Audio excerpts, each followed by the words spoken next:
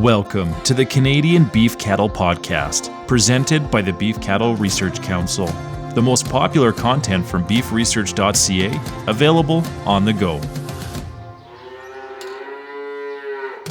Before we get into this week's episode, a quick message from the BCRC.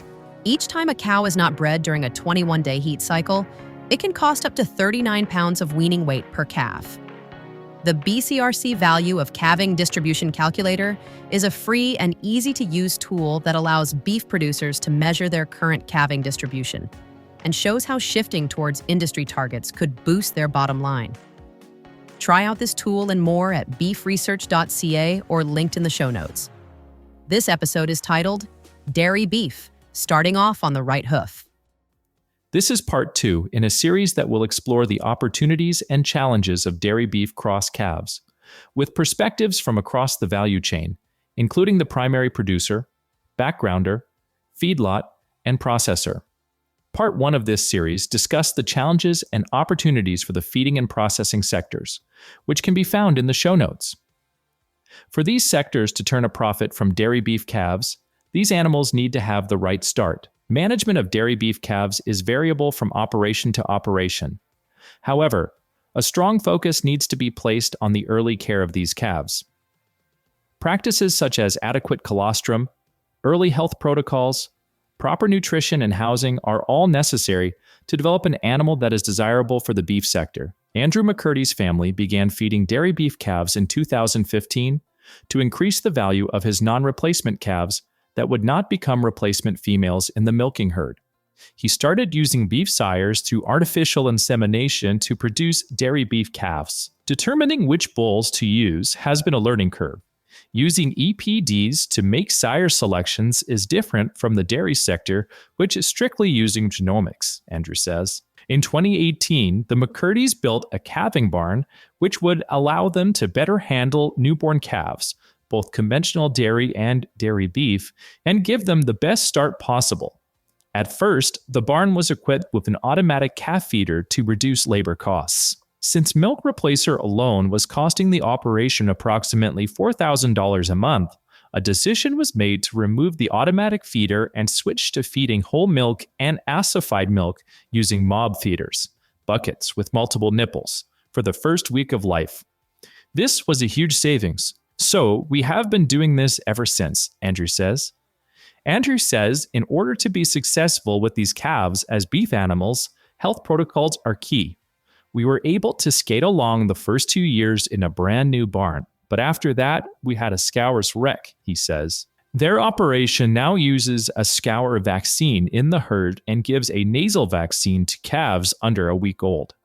Until 4 to 5 months of age, all his calves are commingled together. After this age, the calves are sorted into either a replacement or feeder calf group.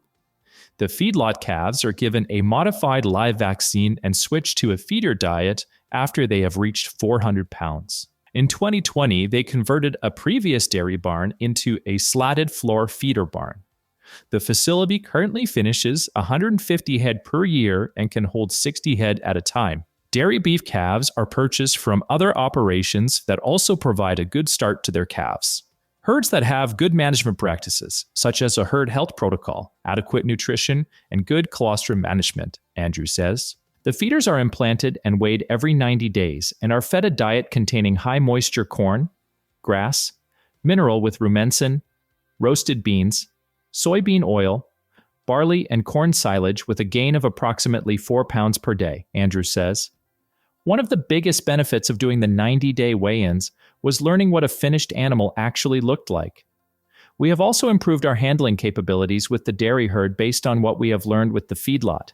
The Perth County region of Ontario is home to 325 dairy farms, which produces 11% of the province's milk supply and a large volume of purebred and dairy beef calves each year, according to the latest statistics from the Government of Ontario. Curtis Mousker started feeding calves from surrounding dairy operations in Perth and Oxford counties on a trial basis in 2014.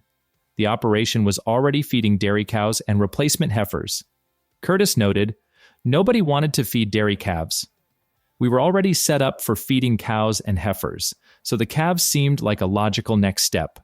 Curtis starts 5,000 calves per year, meaning the calves are bottle-fed using milk replacer until they are old enough to be weaned off it. Out of the 5,000 calves, 60% are raised for veal and the remainder are backgrounded for beef feedlots.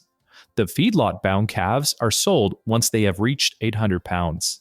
Curtis starts all calves, both veal and beef, in individual calf hutches.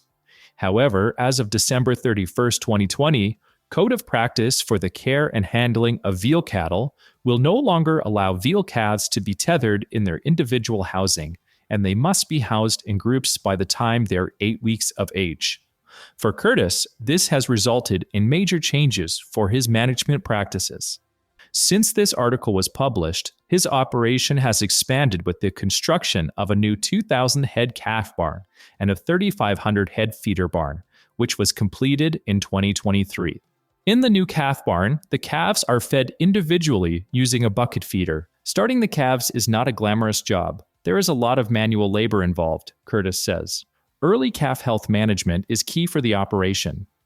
With the support of his veterinarian, a calf record app was developed to track all the calves by linking their data to their RFID and management tags. The app allows Curtis and his veterinarian to track the health data of calves coming from the various dairies he purchases from. This has supported the identification of any major health issues that may need to be addressed with a producer and has also allowed Curtis to make economical decisions with health treatments. The app has allowed us to make smart decisions about whether an animal is being treated for the first time or the third time, he says. This can help determine whether further treatment should take place. Over time, Curtis has built a good relationship with the nearby feedlots by producing a reliable source of calves that will succeed in a feedlot.